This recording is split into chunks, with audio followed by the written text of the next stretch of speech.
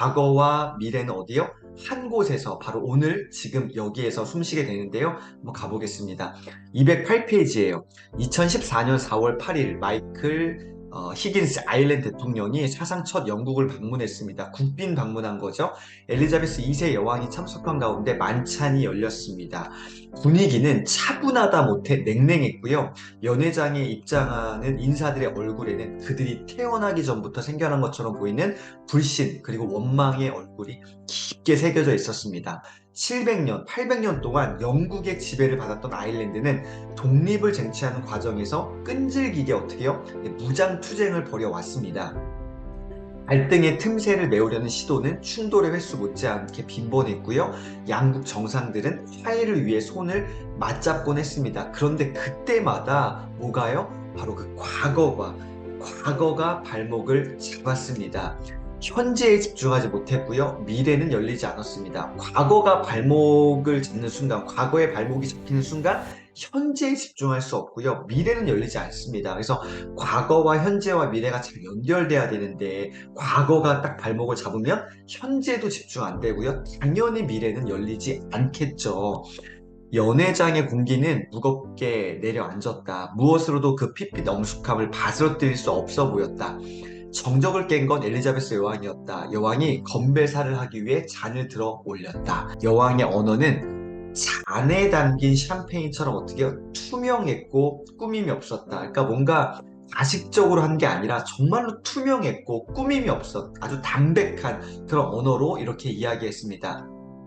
여러분, 앞으로도 우리는 과거를 기억할 겁니다. 어쩌면 영원히 그럴지도 모릅니다. 그러나 더는 과거가 미래를 망치도록 놔두지 말아야 합니다.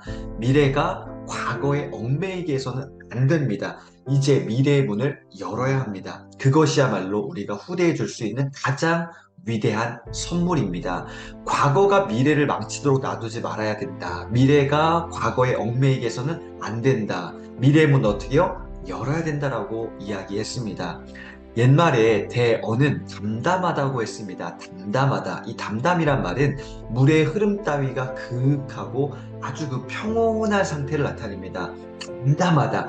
대어는 담담하다. 힘있고 웅장한 것을 가리키죠. 옳습니다. 큰 말은 분명히 힘이 있습니다.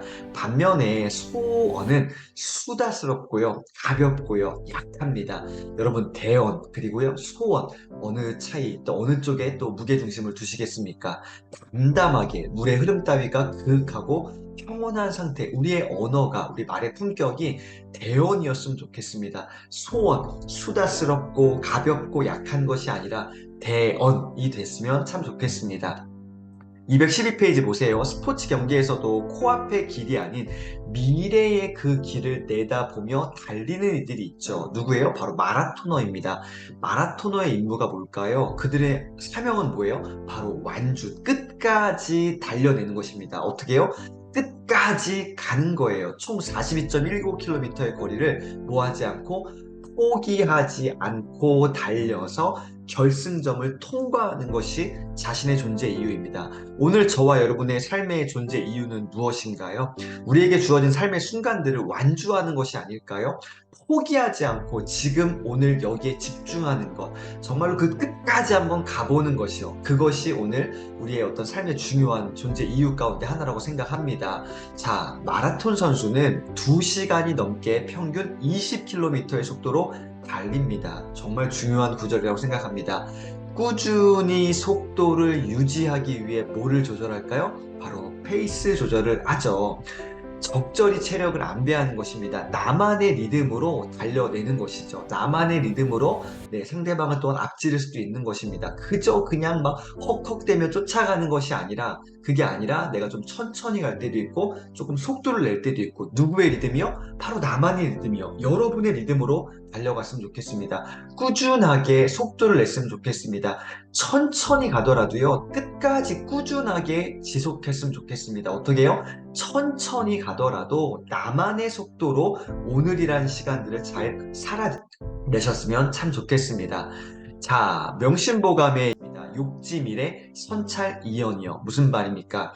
미래를 알고 싶으면 먼저 지난 일을 돌아봐야 된다는 이야기죠. 미래를 알고 싶으신가요? 그럼 어떻게 해요? 먼저 과거의 일들을 돌아봐야 합니다. 과거를 돌아볼 수 있는 기준점들이 있으신가요? 여러분 삶에 어떤 점들이 있으신가요? 그 점들이 연결돼서 선이 되셨나요? 또 그 선이 연결돼서 어떤 면이 되고요. 입체적인 그런 삶을 살아가고 있으신가요? 저는 그 과거를 돌아봐야 된다는 이것에서 기록의 중요성을 또 발견하게 됩니다.